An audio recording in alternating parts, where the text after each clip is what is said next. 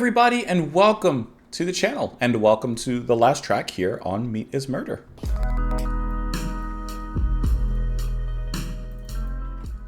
Hope you guys are doing well. Thank you as always for being here. Let's go ahead and do that. Meat is Murder, the final track here on the album. I hope that you guys have enjoyed listening to the album with me because it's the Smiths. It's pretty much always a good time.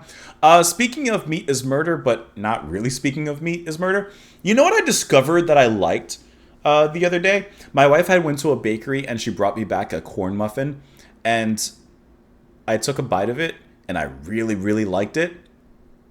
And I pretty much discovered that I like cornbread. I have grown up around cornbread. It was always in the house, but I never liked it as a kid. But I just had it, that corn muffin, it kind of hit different. So now I asked my mom, always a mama's boy, right? I asked my mom if she can make some of her cornbread that she makes because she always brags about it. So I'd like to try it. Anyways, had nothing to do with meat, but let's get this no, that doesn't even work. Let's listen to the song. Here we go, guys.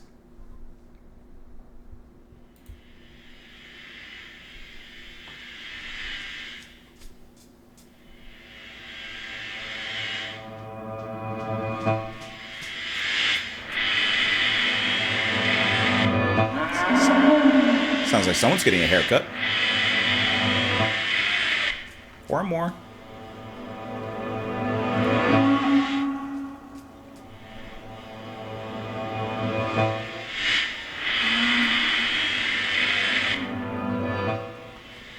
Kind of a nice tension building, huh?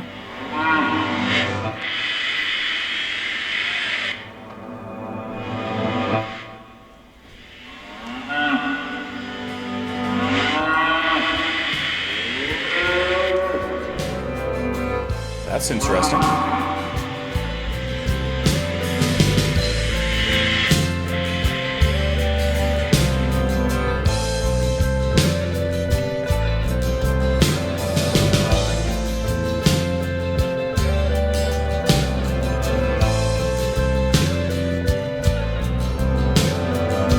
I like how that coming in sound kind of reminds us of the cows.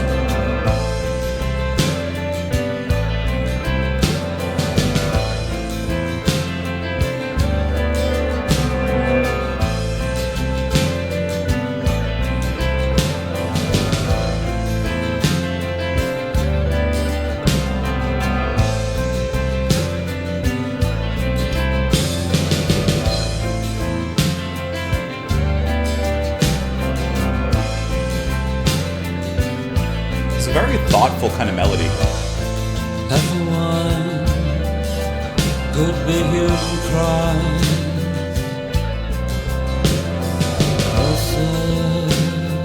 Comes the screaming night.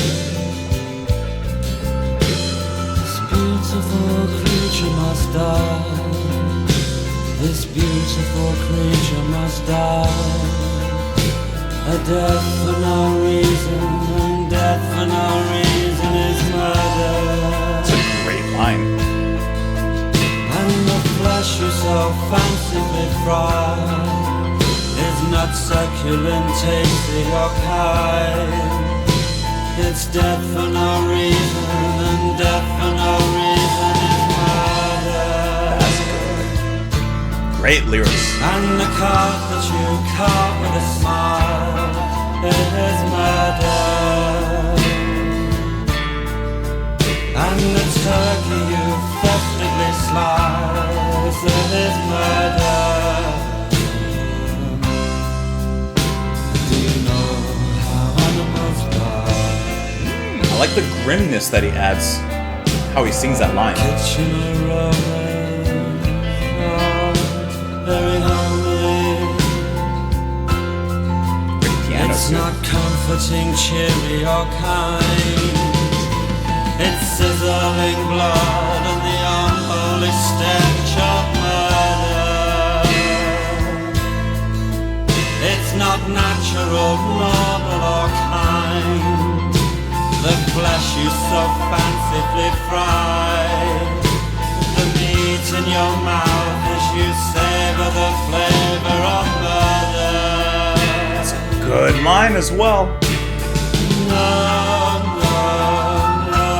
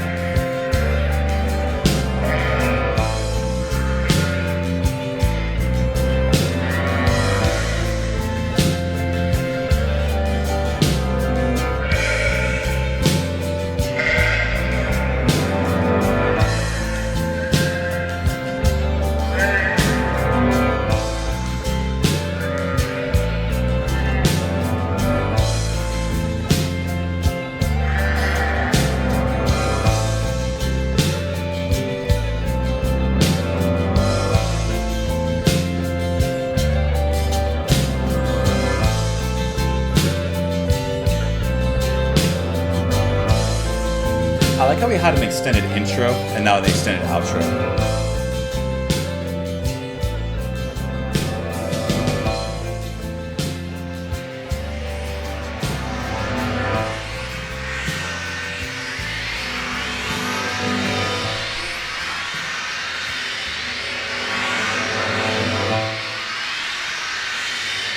Is that supposed to be cows?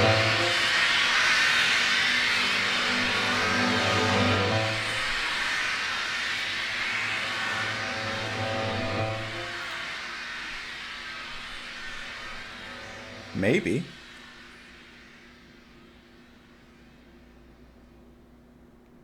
I was trying to tell if, like, in the ending there, if they were, like, cow sounds or not, or maybe cows in pain. I can't tell. The opening was clearly cows with the mooing, but the ending, maybe that was kind of at the end of their journey. I don't know. What I do know is that this is a really great ending to the album. This is emotional. It has great lyrics. It has a good message. Great use of the sound effects and how it fades into the music as well. I think that this was absolutely sensational. So obviously, this is definitely, meat is murder, and talking about, how does your meat end up on the plate? Well, the process can be quite grim. And I really like how the use of sound effects is so enunciated here, and then how the cow sounds in the beginning, how eventually that changes into kind of being echoed by Mark's guitar there, kind of playing in a similar fashion. So I like how it changes so eloquently from the sound effects into the actual musical side here. And then singing-wise, the singing is not as romantic, right? I mean, why should it be with a message like this? But it's not as romantic as perhaps we're used to hearing. It's not as suave from Morrissey. It is painting a grim picture. It is very, what's that M word? Not morbid. Morose? Is that the word I'm thinking of? Is that the word I'm thinking of? Where it's pretty much like morbid. It's like, dark. I'm pretty sure that's what I'm thinking. Yeah, it's morose, right? Showing a brooding ill humor. Yeah, there's no humor in here. It's just brooding and ill. And I think that he comes across very, very wonderful in his singing, because you can still hear that emotional touch in the way he's delivering it, and that distress. And then the, once again, extended outro. I like how thoughtful this is, because it allows us to think for a little bit. When you go to a movie that leaves you thinking for a little bit and the credits roll, and either you're sitting in your seat afterwards or you get up and you're walking out and you're still thinking about the movie lets you kind of simmer on something for a little bit. I feel like that's basically what they're doing here. They're giving us an ending credits with the outro and how extended it is, and then of course how it fades back into some more noises, which I'm assuming are still animals, but like I said, whereas before they were being led to the A word, like Pink Floyd, Sheeps, the A section. What is that word? Not arbiter, but you know what I'm talking about. And now they are clearly in distress as they reach that final destination for them. Let's go ahead and look at the lyrics here, though. Heifer whines could be human cries. Closer comes the screaming knife. This beautiful creature must die. Why? A death for no reason, and death for no reason is murder. And the flesh you so fancifully fry is not succulent, tasty, or kind. It's death for no reason, and death for no reason is murder. Now, obviously, I would say this is a perfect, vegetarian anthem. I would imagine that vegetarians and animal rights groups and stuff, this would be a great anthem and a great song for them to use. I hope they are, because this is perfect for that. But are the band, Morrissey, I'm assuming, is writing the lyrics. Is he vegetarian?